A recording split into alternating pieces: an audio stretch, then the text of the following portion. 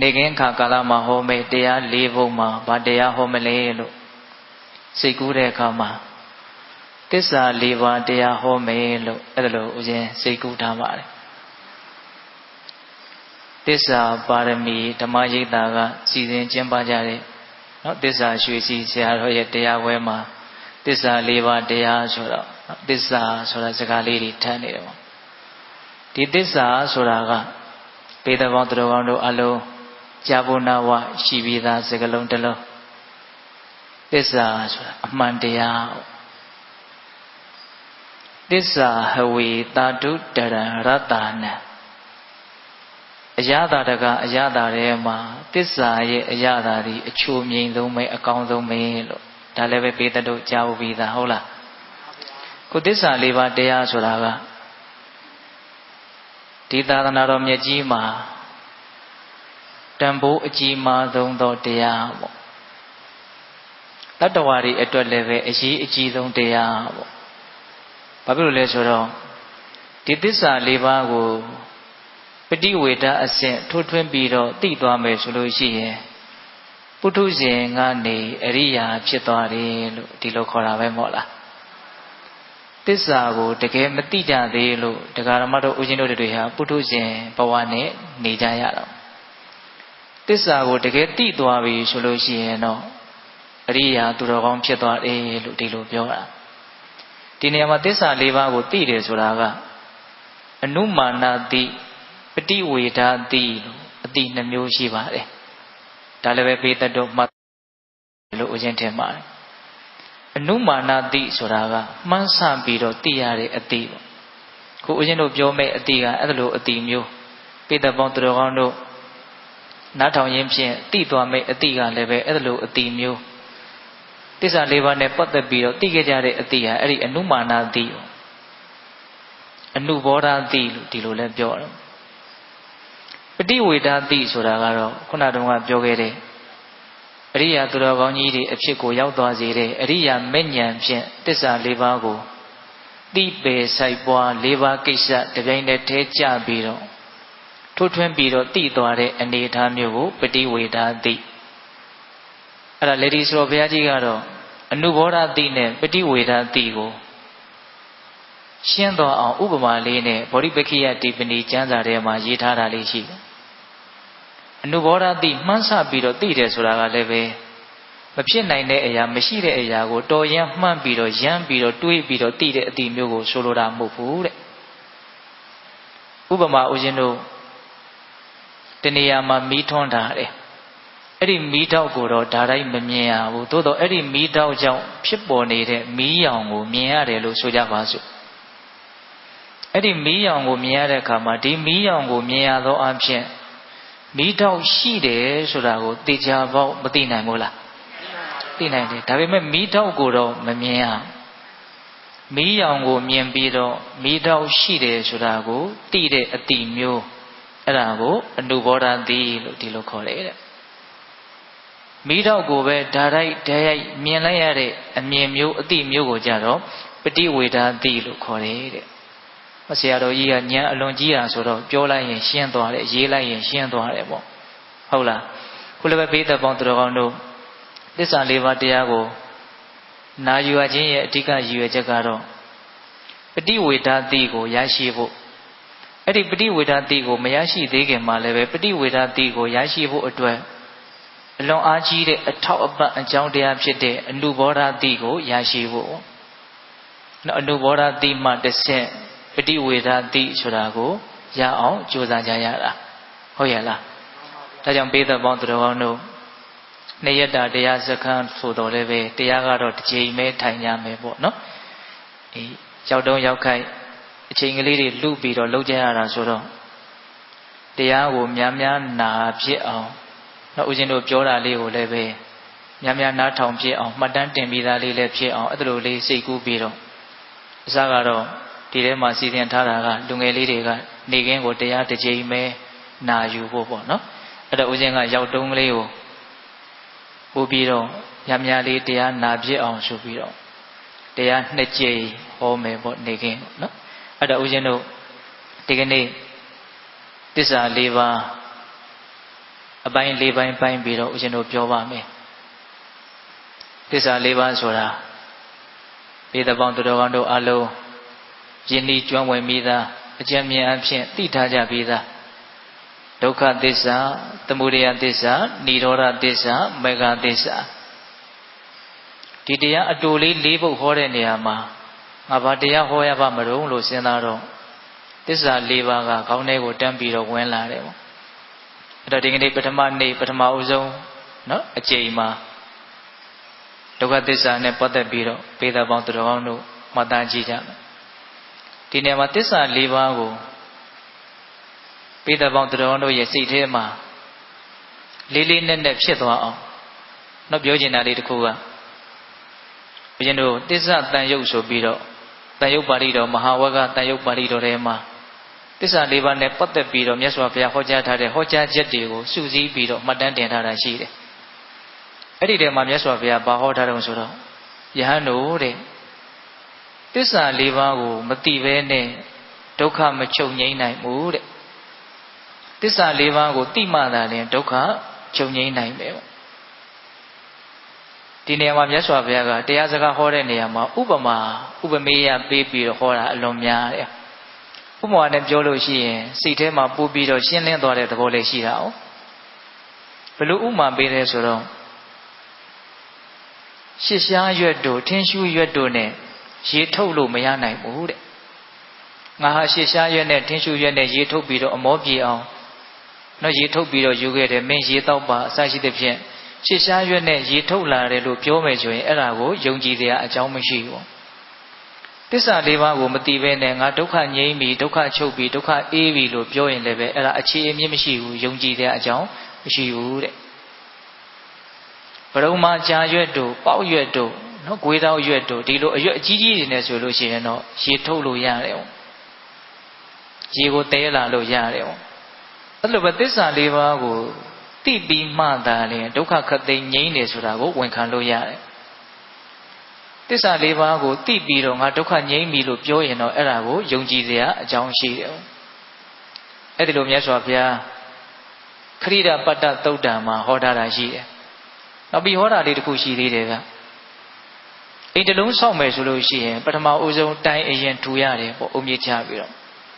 အဲ့ဒါတိုင်မှမထူဘဲနဲ့အပေါ်ပိုင်းကြက်သက်ဆောင်တွေအပေါ်ပိုင်းနေကိုတင်ခဲ့တယ်လို့ပြောရင်ဒါယုံကြည်တဲ့အကြောင်းမရှိဘူးဟုတ်လားအဲ့လိုပဲသစ္စာ၄ပါးကိုမသိဘဲနဲ့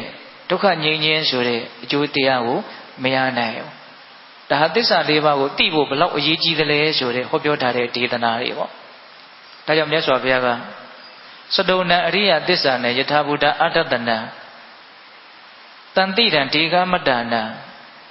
တာတုတာသွေဝတာဓိတုလို့အဲ့ဒီတန်ရုပ်ပါဠိတော်မှာဟောထားသစ္စာ၄ပါးကိုမှန်မှန်ကန်ကန်မသိကြလို့တတ္တဝါတွေဟာဒီတန်တရားကြီးထဲမှာဒီဒုက္ခဆက်ကြီးထဲမှာလက်ပရင်းနဲ့ကျင်လည်ကျဆနေကြရတယ်လို့အဲ့လိုမြတ်စွာဘုရားဟောတာဒါကြောင့်ပိဿပေါင်းသူတော်ကောင်းတို့သစ္စာ၄ပါးကိုသိဖို့အတွက်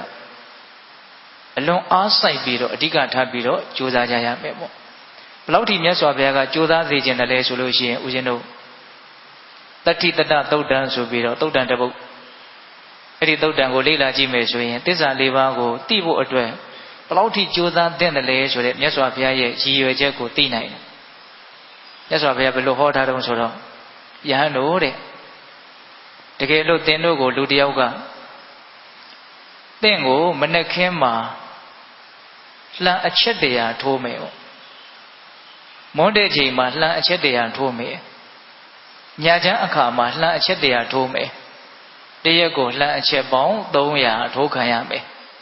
ဘယ်လောက်ကြာအောင်ထိုးခံရမှာလဲဆိုတော့နှစ်ပေါင်း100နော်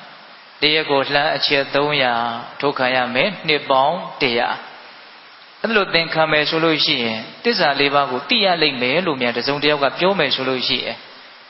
သစ္စာ၄ပါးကိုသိဖို့အတွက်နှစ်ပေါင်း100တရက်ကိုလှမ်းအချက်300အထိုးခံလိုက်ပါတဲ့အဲ့ဒါလိုလှမ်းအထိုးခံရလို့သင်ဟာသစ္စာ၄ပါးကိုသိမယ်ဆိုလို့ရှိရင်အဲ့ဒါလိုသိခြင်းကိုစင်တင်ရဲမချမ်းသာသိရတယ်လို့မဆိုနိုင်ဘူးတဲ့အဲ့ဒါချမ်းချမ်းသာသာဝမ်းမြောက်ဝမ်းသာသစ္စာ၄ပါးကိုသိရတယ်လို့သာဆိုနိုင်နေတဲ့ ဘာဖြစ်လို့လဲဆိုတော့သစ္စာလေးပါးကိုမသိလို့ရှိရင်အဲ့ဒါလိုလှန်ထိုးခံပြီးတော့တရားတဲ့ဘဝနော်ပစိန်နဲ့ခေါင်းကိုဖြတ်ပြီးတော့တရားတဲ့ဘဝနော်မြားနဲ့အပြစ်ခံရလို့တရားတဲ့ဘဝအဲ့ဒီလိုဘဝတွေဟာရည်တွက်လို့ရနိုင်မှာမဟုတ်ဘူးတဲ့နှစ်ပေါင်းတရားတရက်ကိုလှမ်းအချက်300ဆိုတာကရည်တွက်လို့ရတယ်အလွန်ရှည်လျားတဲ့သစ္စာလေးပါးကိုမသိရင်ဆက်ပြီးတော့ဖြစ်ပေါ်လာမဲ့ဒုက္ခတွေဟာရည်တွက်လို့မရတဲ့အတွက်ကြောင့်ဆိုလိုတာကတရက်ကိုလှမ်းအချက်300နဲ့နှစ်ပေါင်း100လှမ်းအထိုးခံရတာသစ္စာလေးပါးကိုသိဖို့နဲ့စာရင်တန်နေပေါ့အဲ့ဒါကိုမြတ်စွာဘုရားကဝမ်းမြောက်ဝမ်းသာချမ်းချမ်းသာသာဒါကိုလက်ခံလိုက်ပါအဲ့ဒါလို့ဟောတာဒါကြောင့်ဘိဓဘောင်းသူတော်ကောင်းတို့သစ္စာလေးပါးကိုမသိရင်ဖြစ်ပေါ်လာမဲ့ဆင်းရဲဒုက္ခသိရင်ချုပ်ငြိမ်းသွားမဲ့ဆင်းရဲဒုက္ခဒါတွေကိုကြည်ကြည်ပြည့်ပြည့်နားလည်ပြီးတော့သစ္စာလေးပါးကိုသိဖို့အတွက်များစွာအာမဆိုင်သင့်မို့လားအာဆိုင်သင့်တယ်ဟုတ်ရဲ့လားအဲ့ဒါမြတ်စွာဘုရားကကောင်းမှလောင်းနေတဲ့မီးကိုငြိမ့်သက်တဲ့ဝရိယမျိုးကိုဝတ်ထားတဲ့အဝတ်ကိုလောင်းနေတဲ့မီးကိုငြိမ့်သက်တဲ့ဝရိယမျိုးအဲ့ဒီလိုဝရိယမျိုးနဲ့သစ္စာလေးပါးကိုသိအောင်ကြိုးစားရမယ်လို့အဲ့ဒါလိုလည်းဟောထားတာရှိတယ်ဒါလေးတွေကအသေးစိတ်ကလေးစဉ်းစားမှပို့ပြီးတော့မြတ်စွာဘုရားရဲ့တရားဒေသနာဟာအရသာပေါ်တယ်ပေါ့နော်ဆိုကြပါစို့စိတ်ကူးကလေးနဲ့ကိုဝတ်ထားတဲ့အဝတ်ကိုမီးလောင်ကြည့်ပေါ့ကျန်တဲ့အလုပ်တွေအဲ့ဒီချိန်မှာဘာမှကောင်းတဲ့မထည့်လို့မရအောင်ဘာမှလည်းလုပ်လို့မရအောင်ဒါကိုပဲအရင်လက်ဦးပထမဦးဆုံးအရေးအကြီးဆုံးဟုတ်တယ်မဟုတ်လားအဲ့ဒီနေရာမှာထားပြီးတော့ကြိုးစားကြရမယ်အဲ့တော့သစ္စာလေးပါးကိုသိဖို့အလုပ်တွေဘယ်အလုပ်မျိုးမဆိုတဲ့အရေးကြီးတယ်အဓိကကြတယ်ဆိုတာမပေါ်လွင်ဘူးလားပေါ်လွင်တယ်တချို့စကားလုံးလေးတွေကကြားတော့ကြားဖို့နေတာပဲနားတော့နားထောင်ဖို့နေတာပဲဒါပေမဲ့ကိုကလေးလေးနက်နက်မတွေးလို့ရှိရင်လည်းပဲအရသာကဒီလောက်ကြီးမပေါ်တတ်ဘူးပေါ့ဟုတ်ရဲ့လားဒါကြောင့်ခေါင်းမှာလောင်နေတဲ့မီးကိုငြိမ့်သက်တဲ့ဝရိယမျိုးကိုးထားတဲ့အင်ကြီးပစိုးကိုလောင်နေတဲ့မီးကိုငြိမ့်သက်တဲ့ဝရိယမျိုးဖြင့်သစ္စာလေးပါးကိုသိအောင်ကြိုးစားရမယ်ဆိုတဲ့ဆုံးမချက်ဟာတကယ်တွေးကြည့်ရင်ဘလောက်အရေးကြီးသလဲဆိုတာကိုမပေါ်လွင်စေဘူးလားပေါ်လွင်စေတယ်နော်ဒါကြောင့်ဘိဓဘောင်းသူတော်ကတော့သစ္စာလေးပါးကိုသိအောင်ကြိုးစားတဲ့နေရာမှာအလွန်အားဆက်ရမယ်ပေါ့နောက်တစ်ဆက်တည်းပြောချင်တာကကျန်တဲ့ဒါနသီလသမာဓိပညာကုသိုလ်ကောင်းမှုတွေကိုပြုတိုင်းလည်းပဲဒီသစ္စာလေးပါးကိုသိလို့တဲ့ဆန္ဒကိုရှေ့တန်းတင်ပြီးတော့ပဲပြုကြရမယ်ပေါ့ငါလုပ်လိုက်တဲ့အလုပ်ဒီကောင်းတဲ့အလုပ်တွေဟာသစ္စာလေးပါးကိုသိဖို့ပဲအထောက်အပံ့ပြုပါစေ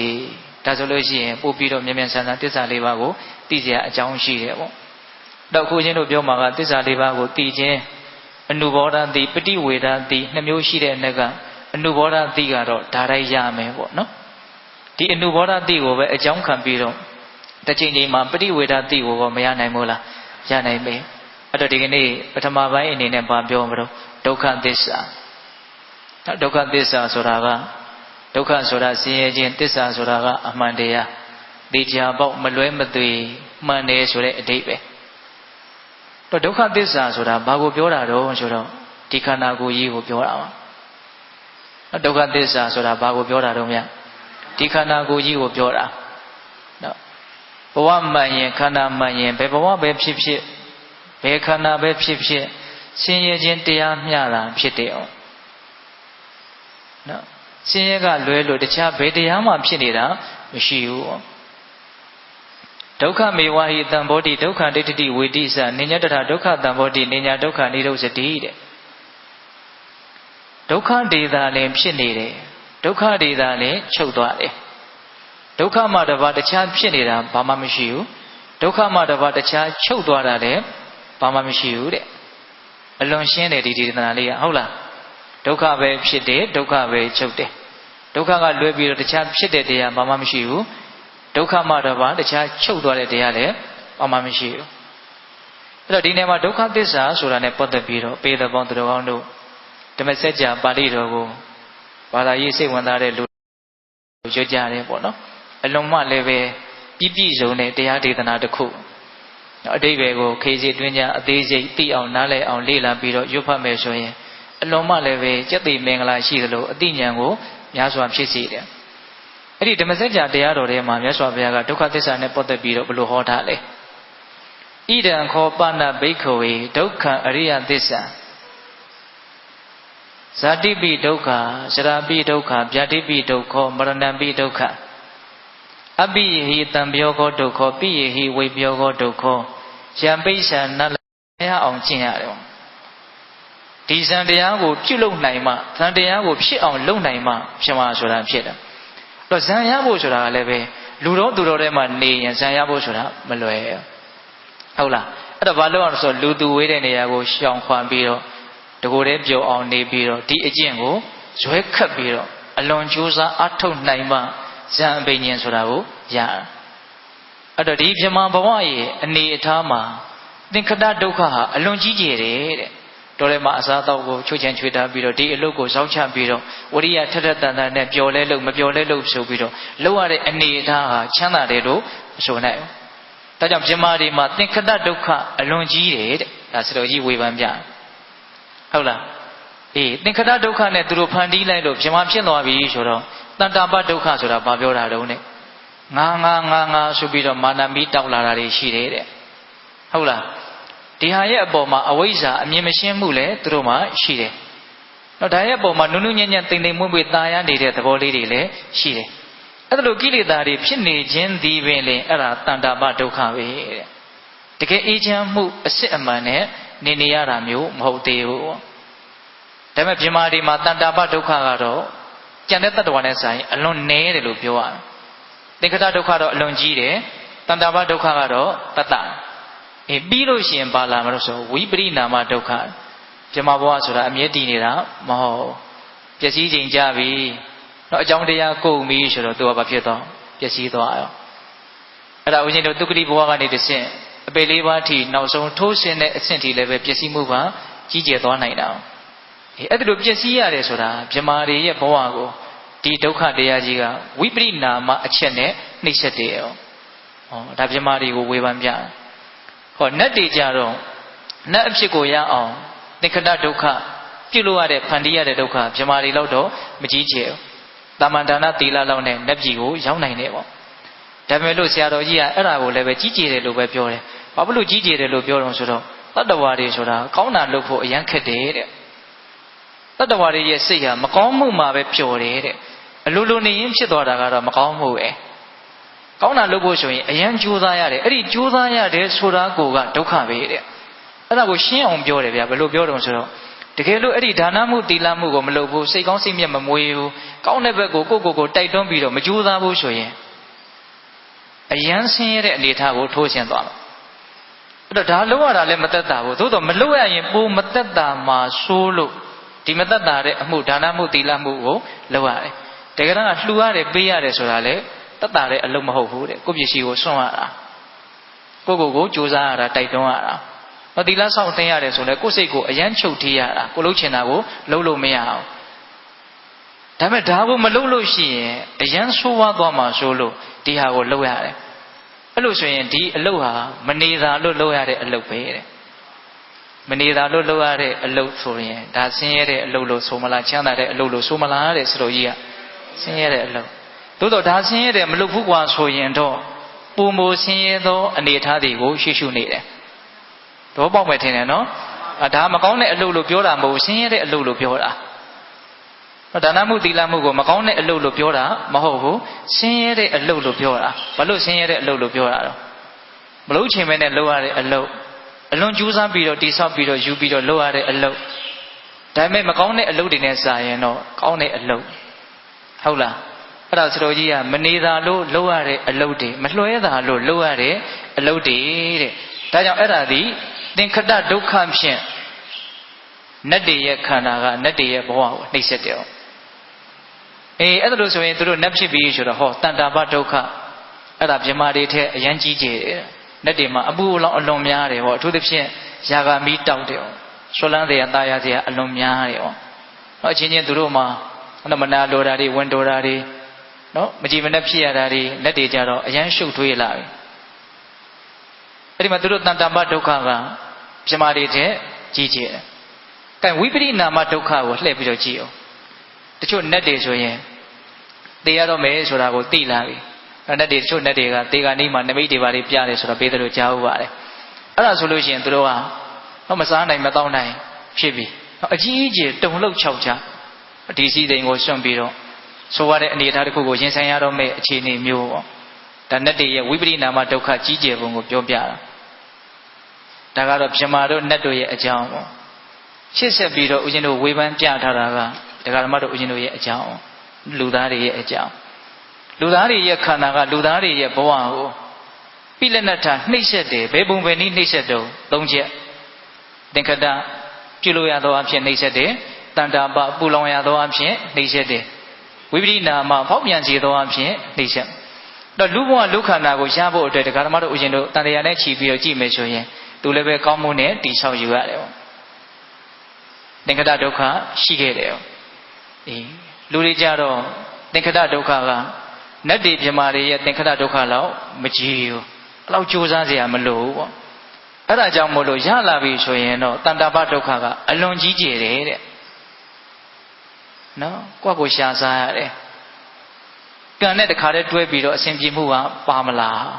တချို့ကြတော့လည်းပဲပါလာတာလေးတွေရှိပါတယ်ဒါပေမဲ့လူဘဝဆိုတာကဥပယဇီဝိနော်ကံရဝရိယရဒီနှစ်ပါးနဲ့ပေါင်းပြီးတော့ကြိုးစားအထောက်နိုင်မှရက်တည်လို့ရတဲ့ဘဝမျိုးနတ်တွေဆိုတာကကံအကျိုးသက်သက်ဟုတ်ရဲ့လားဒါကြောင့်ဒကာဓမ္မတို့ဦးဇင်းတို့သင်္ခတဒုက္ခအနည်းငယ်ရော့တော်လည်းပဲတန်တာပဒုက္ခအလွန်ကြီးကျယ်တယ်ပူရတယ်လောင်ရတယ်ဒါကအသိဉာဏ်မရှိရင်ပိုးတောင်ပူလောင်ရသေးတယ်ပဲလူဘဝလူခန္ဓာဆိုတာကပြမာတို့နတ်တို့ရဲ့ခန္ဓာနဲ့စာရင်အလွန်ညံ့ဖျင်းတယ်ဟောဒါကြောင့်နာကျင်တာတွေကြိုက်ခဲတာတွေအရှင်မပြေတာတွေအများကြီးရှိတယ်။စိတ်ပိုင်းဆိုင်ရာလည်းပဲဆင်းရဲဒုက္ခတွေအများကြီးရှိတယ်။တဏ္ဍပါဒုက္ခဝိပရိနာမဒုက္ခတဲ့နော်နတ်တွေလောက်တော့မကြီးဘူးလို့ပြောရမှာပေါ့နော်သူတို့ရဲ့အပြောင်းလဲကတော့အလွန်ကြီးတယ်လို့ဆိုရမယ်။ဟုတ်လားဒါကတော့လူဘဝကိုဝေဖန်ကြည့်တာ။အပေလေးပုံကိုလည်းစတော်ကြီးကဝေဖန်ပြတယ်။အပေလေးပုံကြတော့တဏ္ဍပါသင်္ခတဒုက္ခကအရင်ကြီးမကြီးဘူးတဲ့ဒီတိုင်းဖြစ်သလိုနေတာနဲ့ तू ကရောက်သွားတဲ့နေရာတော့ပေါက်လားနောက်တစ်ခုကြီးရင်တစ်ခုကနည်းနည်းသေးသွားတဲ့သဘောရှိတယ်ဒါကဆရာတော်ကြီးရဲ့ဉာဏ်ကိုမှီပြီးတော့ဦးဇင်းတို့ပြောပြတာဒါပေမဲ့သိစ္ဆာလောကအပေလောကကြတော့တဏ္ဍပဒုက္ခပူရလောင်ရတဲ့ဒုက္ခလွတ်ရတယ်လေအများကြီးကြီးသွားတယ်ဘာဥပဒေမှမရှိဘူးနိုင်ရစားမယ်အာကြီးတဲ့လူအမှန်ဟုတ်တယ်မဟုတ်လားစဉ်းစားကြည့်နော်အပေလေးပုံရဲ့ဒုက္ခအဲ့တော့ဒီနေရာမှာဦးဇင်းကဒီစတော်ဘုရားကြီးပြောပြတဲ့ပြုလို့ရမှုနဲ့နှိပ်စက်တယ်ပူလောင်ရမှုနဲ့နှိပ်စက်တယ်ပျက်စီးမှုနဲ့နှိပ်စက်တယ်ဆိုတဲ့ဒီအချက်၃ချက်အဲ့ဒါကိုလက်တွေ့ဘဝထဲမှာစဉ်းစားသိရှင်အောင်ဆိုကြပါစို့အရင်ဘဝကလူဖြစ်အောင်လုပ်ခဲ့ရတဲ့တဏ္ဍာပဒုက္ခခင်ဗျားတို့ကျတို့မသိနိုင်ဘူးဒါကဘုရားဆရှိတဲ့သူတော်ကောင်းကြီးတွေရဲ့ဉာဏ်ကိုအမိပြုတ်ပြီးတော့ပြောကြရတာကိုအဲ့တော့လောလောဆယ်ကိုတကယ်သိနိုင်တဲ့ပြုလို့ရတဲ့ဒုက္ခပူလောင်ရတဲ့ဒုက္ခပျက်စီးသွားတဲ့ဒုက္ခဒါစဉ်းစားကြည့်တခုခုဖြစ်ချင်တယ်ဆိုရင်တရားဓမ္မတို့ဦးဇင်းတို့တွေကြိုးစားရတယ်အားထုတ်ရတယ်တခုခုရချင်တယ်ဆိုလို့ရှိရင်ရအောင်လုပ်ရတယ်ကြိုးစားရတယ်ဒါဘယ်သူမှမငြင်းနိုင်နောက်အခုဆိုတော့ဒါဦးဇင်းတို့ဒါမြန်မာနိုင်ငံသားတွေပေါ့ကိုတခုခုရခြင်းလို့ဖြစ်ခြင်းလို့သူများနိုင်ငံလာပြီးထိမလုပ်ကြတာတော့လုပ်ကြတာကြိုးစားကြတာဒါဘာဒုက္ခလို့ပြောတော့သင်္ခတဒုက္ခဟုတ်လားကိုရခြင်းလာပြီဆိုရင်ကိုရခြင်းလာရအောင်လုပ်ရတယ်ဤမျိုးစုံသုံးပြီးတော့လုပ်ရတယ်ကဲလုပ်လို့ရလာပြီဆိုတော့ကောကဲရလာပြီဆိုကမှအဲ့ဒီရတဲ့အရာကြီးကအယံပူလောင်စေတာတွေမရှိဘူးလားရှိအဲ့ဒါကိုစဉ်းစားသိချင်တာရအောင်ကြိုးစားလို့ဆင်းရဲရတာရှိတယ်မရသေးခင်ကြတော့လေမရလို့ဆိုပြီးတော့အရင်ရချင်ပြီးတော့ဆင်းရဲနေရတယ်ဟုတ်တယ်မဟုတ်လားကြိုးစားနေရတဲ့အခိုက်မှာလည်းဆင်းရဲတယ်နော်ကံကိုကြိုးစားအားထုတ်လို့တိဆောက်လိုက်လို့ဒါလေးပုံပေါ်လာပြီးရလာပြီးဆိုတော့တကယ်အကောင်းဟုတ်သလားလို့ဒါကိုစဉ်းစားသိချင်အကောင်းကြီးမဟုတ်တချို့ကမရရင်တော်တော်ဆင်းရဲတယ်လို့ထင်တာဦးဇင်းကတော့တခါတည်းစဉ်းစားကြည့်ရတာကြီးကတခါတလေပိုးပြီးတော့ဆင်းရဲတယ်လို့ဒါကြောင့်ဦးဇင်းတို့ရွှေဦးမင်းဆိုတော့ဘုရားကြီးပြောတဲ့စကားတစ်ခုရှိတယ်စင်းစင်းစားစားလဲလုံးကြတော့တဲ့လိုချင်တာတွေရကကြမှာဒုက္ခတွေများနေအောင်မယ်တဲ့တာမန်စဉ်းစားကြည့်ရင်တော့လိုချင်တာရရင်ဘာဒုက္ခရှိသေးရလို့တော့စိတ်တိုင်းတွေကြပြီးတော့သဘောတွေကြပြီးတော့ဆင်းနေပြေးနေမှလို့အောင်းမိတာလိုချင်တာတွေကရပြီးကမှဒုက္ခတွေကပိုများလာ ချို့ဒုက္ခတွေကလိုချင်တာရမှစတာသဘောပေါက်လားဦးဇင်းပြောတာကိုမရခင်တော့ကတော့အသေးလေးရချင်တယ်အဲ့ဒါကိုမရမနေနိုင်ဘူးဟုတ်လားရပြီဆိုတော့မှကိုကကောင်းမယ်လို့ထင်တာရပြီဆိုတော့မှစလောင်တော့တာပဲအဲ့ဒါကပြီးတော့မှအဲ့ဒါကြီးကဘယ်မှလည်းသွားပြစ်လို့လည်းမရဘူးကိုနာသွားထားလို့လည်းမရဘူးဒီနာသွားထားလို့လည်းမရအောင်သဘောပေါက်လား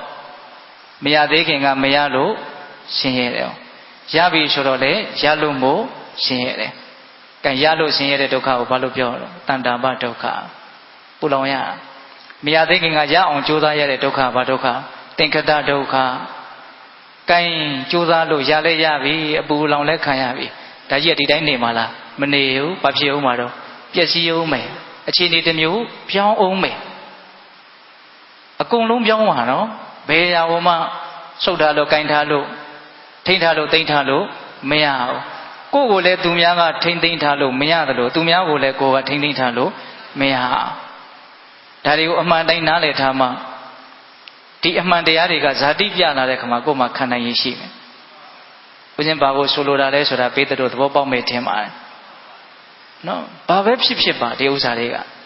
အရာအလုံးနဲ့အကျုံးဝင်တယ်လို့ဦးဇင်းထင်တယ်နော်မရခင်ကရအောင်ကြိုးစားရတဲ့ဒုက္ခရှိတယ်ရလာတော့လည်းပဲအဲ့ဒါရဲ့ဒုက္ခတွေအများကြီးရှိတယ်အဲ့ဒါကြီးပြည့်စည်တော့မယ်ဆိုတော့လည်းပဲဒုက္ခတွေရှိတယ်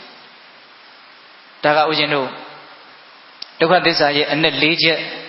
ပိလနထနှိမ့်ဆက်တယ်ဆိုတာဘယ်လိုနှိမ့်ဆက်တယ်လဲဆိုတာလေးကိုရှုထောင့်တစ်မျိုးကနေပြီးတော့ပြောကြည့်ရအောင်ဟုတ်ရဲ့လားဒါကြောင့်ပိဿပေါင်းသူတော်ကောင်းတို့သစ္စာ၄ပါးထဲမှာဒုက္ခသစ္စာဇာတိပိဒုက္ခဇရာပိဒုက္ခဗျာတိပိဒုက္ခမရဏပိဒုက္ခအပိဟိတံပြောကောဒုက္ခပိယဟိဝိပြောကောဒုက္ခယံပိစ္ဆာနလပတိတံပိဒုက္ခသခိတေနပင်စုပါရဏေခန္ဓာဒုက္ခဒါကတော့မြတ်စွာဘုရားအဓိပ္ပာယ်ဖွင့်ပြတဲ့ဒုက္ခသစ္စာရဲ့သဘော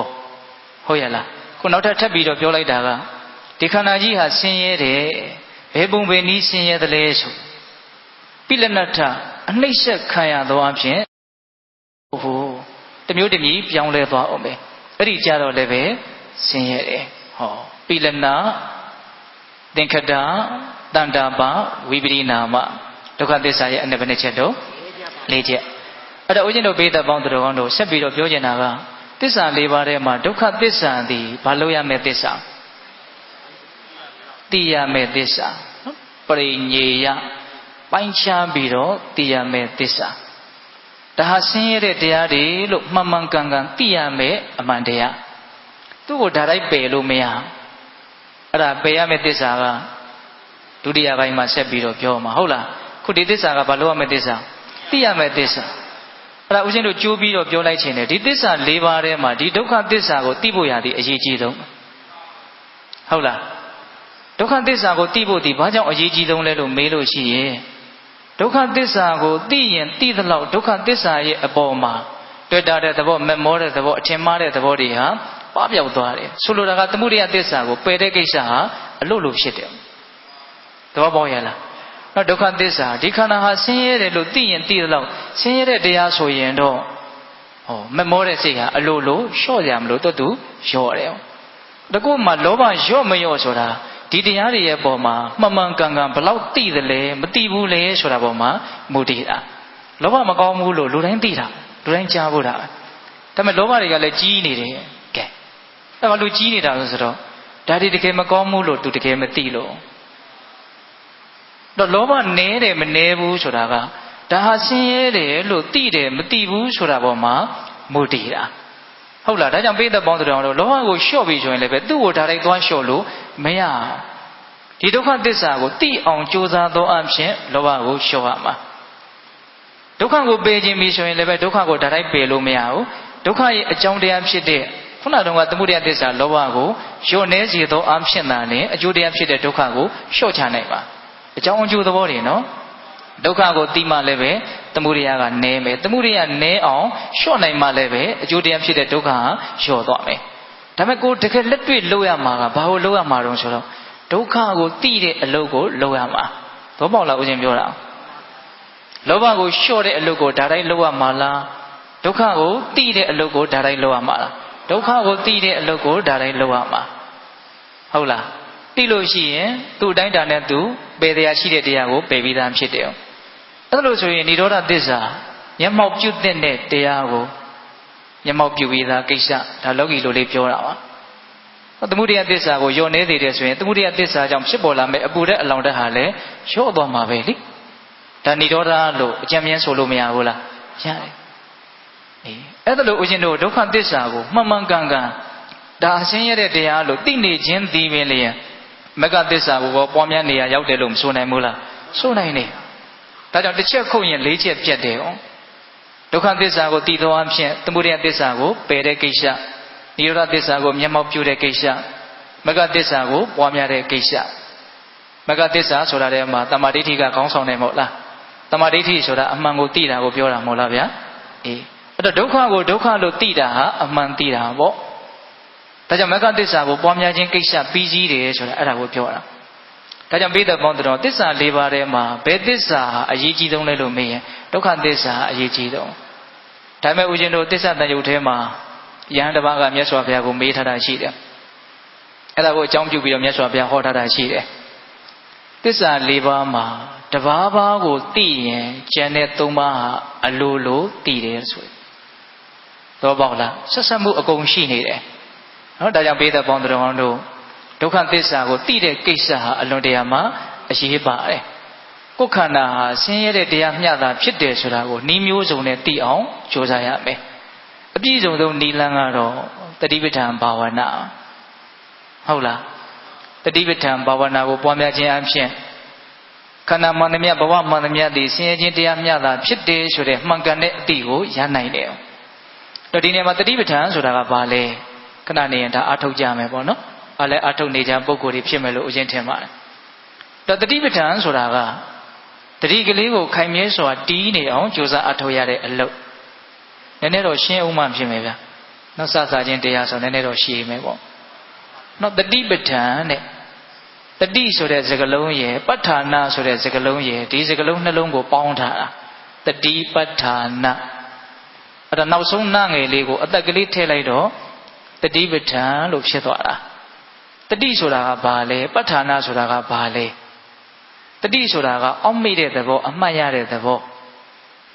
ဒီနေ့မှာအောက်မေ့တဲ့အမှတ်ရတယ်ဆိုတာကအရက်ထဲမှာအောက်မေ့အမှတ်ရတယ်လို့ပြောနေကြတဲ့တတိနဲ့ရသော်ဘုရားဆိုလိုတဲ့တတိရဲ့အဓိပ္ပာယ်ကမတူဘူးရက်ထဲမှာတော့မှတ်ပုံနေနံပါတ်တွေကိုအမှတ်ရတာဖုန်းနံပါတ်တွေကိုမမေ့တာဒါတွေကိုဘာလို့ထင်လဲတတိထင်တယ်တကယ်တမ်းတတိဆိုတာကလောလောဆယ်ကိုယ်ခန္ဓာမှာဖြစ်နေတဲ့ယုံ nant သဘာဝကိုမှန်မှန်ကန်ကန်အောက်မေ့အမှတ်ရနေတဲ့သဘောအဲ့ဒါကိုတတိလို့ပြောတာထပ်ပြောမယ်နော်ကိုယ့်ရဲ့ခန္ဓာမှာလောလောဆယ်ဖြစ်နေတဲ့ယုံ nant သဘာဝတရားတွေကိုမှန်မှန်ကန်ကန်အောက်မေ့အမှတ်ရနေတဲ့သဘောပို့ပြီးတော့ရှင်းအောင်ပြောရင်တော့တိနေတဲ့သဘောအဲ့ဒါကိုဘာလို့ခေါ်တတိဟုတ်ရလားပဋ္ဌာနာဆိုတာကတော့ခိုင်မြဲစွာတည်တတ်တယ်လို့အဓိပ္ပာယ်ရတယ်ဒါတတိနဲ့ပဋ္ဌာနာနဲ့ပေါင်းလိုက်တဲ့အခါကျတော့ခန္ဓာမှာဖြစ်နေတဲ့သဘာဝတရားလေးတွေကိုမှန်မှန်ကန်ကန်အောက်မေ့တတ်တဲ့တတိတရားလေးခိုင်မြဲစွာတည်နေအောင်ကြိုးစားအထုတ်တဲ့အလုပ်လို့ဟောအဲ့လိုအဓိပ္ပာယ်ရသွားတယ်ဆိုလိုတာကတတိကလေးတွေတစ်ခုပြီးတစ်ခုဖြစ်အောင်ကြိုးစားတာတတိပြီးတတိဖြစ်အောင်ကြိုးစားတာအဲ့ဒါမှတတိတွေအစင်မပြတ်ဖြစ်ပြီးတော့တတိကလေးကခိုင်မြဲနေတယ်ဆိုတဲ့အဓိပ္ပာယ်ဘယ်မှာတတိကခိုင်မြဲရမှာတော့ဆိုတော့ကိုယ်ခန္ဓာမှာဖြစ်နေတဲ့သဘာဝတရားတွေရဲ့အပေါ်မှာတတိကိုခိုင်မြဲစွာတီးနေအောင်ထားရမယ်။စစလှုပ်လှုပ်ခြင်းတော့ခိုင်မြဲတဲ့အနေအထားကိုရောက်နိုင်မလားမရောက်နိုင်ပါဘူး။နော်တတိရလိုက်မရလိုက်လျှောက်တွေးလိုက်ဟိုရောက်လိုက်ဒီရောက်လိုက်ပြန်ပြီးတော့တတိလေးထားလိုက်အဲ့လိုလေးကြိုးကြားဖြစ်တယ်ဆိုရင်ကိုပဲဘာမှမလှုပ်တာနဲ့စာရင်တော့အများကြီးအကျိုးရှိတယ်လို့မဆိုနိုင်ဘူးလားဆိုနိုင်တယ်။အဲ့လိုလှုပ်ရင်းနဲ့စကြရတာပေါ့နော်။အဲ့လိုဒီခန္ဓာမှာဖြစ်နေတာကိုတတိထားမှများလို့ရှိရင်ဒီလိုကတဖြည်းဖြည်းနဲ့အသိဉာဏ်ကြီးလာတယ်ဘလို့အသိဉာဏ်ကြီးလာတော့ဆိုတော့ငါခန္ဓာမှာဘာဖြစ်လာလို့မှတည်နေတာမြဲနေတာမရှိပါလားလို့သူမှန်မှန်ကန်ကန်သိလာဖြစ်တိုင်းကိုသာတတိထားကိုလို့ရမယ့်လောက်ကအဲ့ဒါပဲဒီခန္ဓာမှာဘာပဲဖြစ်ကောင်းတာတွေပဲဖြစ်ဆိုးတာတွေပဲဖြစ်ချမ်းသာတာပဲဖြစ်ဆင်းရဲတာပဲဖြစ်စိတ်တိုင်းကြတာတွေပဲဖြစ်စိတ်တိုင်းမကြတာတွေပဲဖြစ် ရုပ်ပဲဖြစ်ဖြစ်နာမည်ဖြစ်ဖြစ်ဖြစ်ချင်တာဖြစ်ပါစေဖြစ်တာကတော့အကြောင်းတရားပေါ်မှာမူတည်တယ်ကိုယ်သဘောကိုယ်ဆန္ဒအလျောက်ဖြစ်တာတော့ဘာတစ်ခုမှမရှိဘူးဖြစ်เสียအကြောင်းရှိသည့်အားလျော်စွာပဲဖြစ်သွားတာဟုတ်လားဖြစ်တာကကိုယ်ပေါ်မှာမတည်ဘူးဖြစ်တာကအကြောင်းတရားပေါ်မှာမူတည်တယ်ကိုယ်တာဝန်ကဘာလို့ဆိုတော့အဲ့ဒီဖြစ်လာတဲ့တရားတွေကိုဖြစ်တိုင်းသိအောင်ကြိုးစားရမှာတတိထားရမှာအဲ့လိုတတိထားတဲ့နေရာမှာအပူအလိုမလုပ်ရဘူးဖြည့်ဆွက်ချက်တွေနှုတ်ပယ်ချက်တွေမလုပ်ရဘူးသူဖြစ်နေတဲ့အတိုင်းလေးအရှိကိုအရှိတိုင်းလေးရိုးရိုးလေး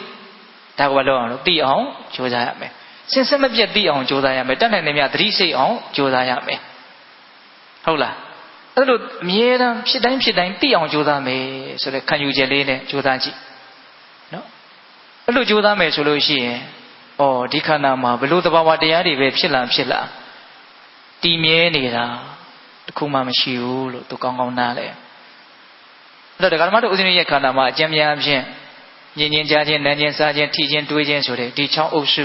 ဖြစ်နေကြတာပဲလေအကြောင်းအားလျော်စွာဟုတ်တယ်မဟုတ်လားအဲ့ဒီကိစ္စတွေကလည်းပဲအသေးချာလေးစိတ်ဓာတ်မရညံနဲ့စဉ်းစားကြည့်မယ်ဆိုရင်တောင်မှသူတို့ရဲ့သဘာဝကပေါ်လွင်ပါတယ်မြင်တာလည်းမြင်ပြီးတာပဲလေနောက်ထပ်မြင်တာတော့ရှိတယ်ပေါ့နောက်ထပ်မြင်တာကဒလဇက်ဆိုသလိုကြီးအစားထိုးဖြစ်တော့ဒကာဓမ္မတို့ဦးဇင်းတို့တွေကတစ်စက်တည်းမြင်နေတယ်လို့ထင်တယ်ကြားတာလည်းကြားပြီးသွားတာပဲနောက်ထပ်ကြားတာတော့ရှိတယ်ဒါပေမဲ့အဲ့ဒါလည်းရက်တည်နေတာမဟုတ်ဘူးသူလည်းပြီးသွားတာပဲအဲ့ဒါလိုပဲနမ်းရှူတယ်စားတောက်တယ်တွေးထိတယ်တွေးကြံတယ်အဖြစ်အများဆုံးကတော့တွေးထိမှုနဲ့အတွေးအကြံကတော့အဖြစ်အများဆုံးဖြစ်မယ်ပေါ့နော်ဒုတိယနဲ့တတိယလိုက်မဲ့တရားကတော့အတန်ကိုကြားနေရတဲ့ကိစ္စနဲ့မျက်လုံးဖွင့်ထားရင်တော့မြင်နေရတဲ့ကိစ္စဒီအနတ်နဲ့အရသာကတော့ကြိုးကြားလောက်ပဲထင်ရှားမယ်ပေါ့ဟုတ်လားဒီမြင်တဲ့ကိစ္စနဲ့ကြားတဲ့ကိစ္စဘယ်ဟာကများမယ်လို့ထင်လဲသတိထားကြည့်ရင်ကြားတဲ့ကိစ္စကများသူပိတ်ထားလို့မှမရပဲဟုတ်တယ်မဟုတ်လားဒီပူပြီးတော့များတာကဘယ်သူလာမလို့ဆိုတော့ဒီထိတဲ့ကိစ္စနော်ထင်ရှားတာတွေရောမထင်ရှားတာတွေရောထိတဲ့သဘာဝဟုတ်လားအများဆုံးကတော့ဘယ်သူဖြစ်မယ်တော့တွေးတဲ့ကိစ္စဟုတ်တယ်မဟုတ်လားဒါတွေဘယ်မှာဖြစ်နေအောင်ဆိုတော့ဒီခန္ဓာမှာဖြစ်နေတာအဲ့ဒီဖြစ်နေတဲ့တရားတွေကိုဖြစ်တိုင်းသိအောင်ကြိုးစားရမယ်ကြိုးစားခြင်းဖြင့်သာလျှင်ကျွမ်းကျင်လာလိမ့်မယ်ဟုတ်လားအဲ့လိုကျွမ်းကျင်လာပြီဆိုလို့ရှိရင်နားလည်လာမယ်သဘောပေါက်လာမယ်ဘလို့နားလည်လာမှာတော့ဘာမှမတည်မြဲဘူးဆိုတော့နားလည်လာမှာအဲ့ဒါဝိပဿနာဉာဏ်စရတာသဘောပေါက်လားဦးဇင်းပြောတာနော်ကိုစပြီးတော့ကြိုးစားရမှာကတော့ဖြစ်တိုင်းသိအောင်ကြိုးစားရမယ်ဖြစ်တိုင်းသိရင်တော့အစကနဦးမှာဒုက္ခတွေဖြစ်တယ်ဒုက္ခတွေဖြစ်တယ်မြင်တာတွေဖြစ်တယ်ကြားတာတွေဖြစ်တယ်အမျိုးကိုစိုးနေတယ်ပေါ့ရေတွက်လို့မလွယ်ဒီခန္ဓာမှာဖြစ်နေတဲ့အမျိုးအစားတွေကိုအကုန်ပြောဖို့မလွယ်နာမည်တက်ဖို့လည်းမလွယ်ဘူးတချို့ဟာတွေကနော်ဆိုကြပါစို့အရသာဆိုတာလေးကိုပဲပိဋကတို့စဉ်းစားကြည့်အရသာကိုနာမည်တက်ဖို့အလွန်ခက်တယ်ချိုးတယ်ဆိုတာတဲမှာကိုအမျိုးအစားပေါင်းဘယ်လောက်ရှိမလဲဘယ်လောက်လို့မပြောနိုင်မှုပြီးတော့ချိုးတာရှိမယ်လေးပြီးတော့ချိုးတာရှိမယ်ပေါ့လေးချိုးတာရှိမယ်ပြောလို့မရဟုတ်တယ်မဟုတ်လားအဲ့ဒါလိုပဲဦးဇင်းတို့ပိဋကပေါင်းတော်ကောင်းတို့အမျိုးအမည်အဖြစ်အလွန်တရာမှများပြားတဲ့သဘာဝတရားတွေအကြောင်းအားလျော်ဆိုတာဒီခန္ဓာမှာဖြစ်တယ်အဲ့တော့စပြီးတော့သတိထားခါသားမှာတော့မတူတဲ့ကွဲပြားခြားနားတဲ့သဘာဝတရားတွေကိုသိရတယ်ပေါ့ရုပ်ပိုင်းဆင်ရဆိုရင်လည်းပဲပူတယ်အေးတယ်မာတယ်ပျော့တယ်နံပိုင်းဆင်ရဆိုရင်လည်းချမ်းသာတယ်ဆင်းရဲတယ်အစရှိသဖြင့်မတူညီတဲ့ကွဲပြားခြားနားတဲ့လက္ခဏာရှိတဲ့သဘာဝတရားတွေကိုသိရတယ်ပေါ့သိပါများတဲ့အခါကျတော့အဲ့ဒီမတူညီတဲ့သဘာဝတရားတွေရဲ့တူညီတဲ့လက္ခဏာကိုသိလာတယ်မတူညီတဲ့သဘာဝတရားတွေရဲ့တူညီတဲ့လက္ခဏာကဘာကိုပြောတာတော့နေဆာလက္ခဏာကိုပြောတာရုပ်ပဲဖြစ်ဖြစ်နာမ်ပဲဖြစ်ဖြစ်ပေါ်ရန်ကြည့်ရင်တော့ရုပ်နဲ့နာမ်ကမတူဘူးတော့ရုပ်ကဖောက်ပြန်တဲ့သဘောနာမ်ကအာယုံကိုသိတတ်တဲ့သဘောအကျဉ်းမြင်အားဖြင့်မတူဘူးနော်ဒါပေမဲ့ရုပ်ပဲဖြစ်ဖြစ်နာမ်ပဲဖြစ်ဖြစ်အနိစ္စဖြစ်သွားတာချင်းကြတော့တူသွားတယ်မတူညီတဲ့လက္ခဏာကိုဦးဇင်းတို့စာလို့ပြောရရင်အဲ့ဒါဝိသေသလက္ခဏာလို့ဒီလိုပြောရတယ်တူညီတဲ့လက္ခဏာကိုတာမညလက္ခဏာလို့ဒီလိုပြောရတယ်အဲ့တော့တာမညလက္ခဏာကိုသိရမှဉာဏ်ပညာထက်မြက်တယ်လို့ဆိုတယ်သဘောပေါက်လားဆိုကြပါစို့ဝေဒနာဆိုရင်လည်းပဲချမ်းသာတာနဲ့ဆင်းရဲတာနဲ့တူသလားမတူဘူးချမ်းသာတာကချမ်းသာတာပဲဆင်းရဲတာကဆင်းရဲတာပဲဒါပေမဲ့အဲ့ဒီမတူညီတဲ့ဝေဒနာတရားတွေမှာတူညီနေတဲ့အနိစ္စလက္ခဏာကြတော့မတူဘူးလားတူတယ်အနိစ္စဖြစ်တာချင်းတော့တူတူပဲဟုတ်လား ဒါကြောင့်စကြည့်ခါသားမှာအထုတ်ခါသားမှာတော့ချမ်းသာတာတွေဆင်းရဲတာတွေအမျိုးမျိုးတွေ့ရမယ်ပေါ့အထုတ်တဲ့အလေးလာများသွားလို့ရှိ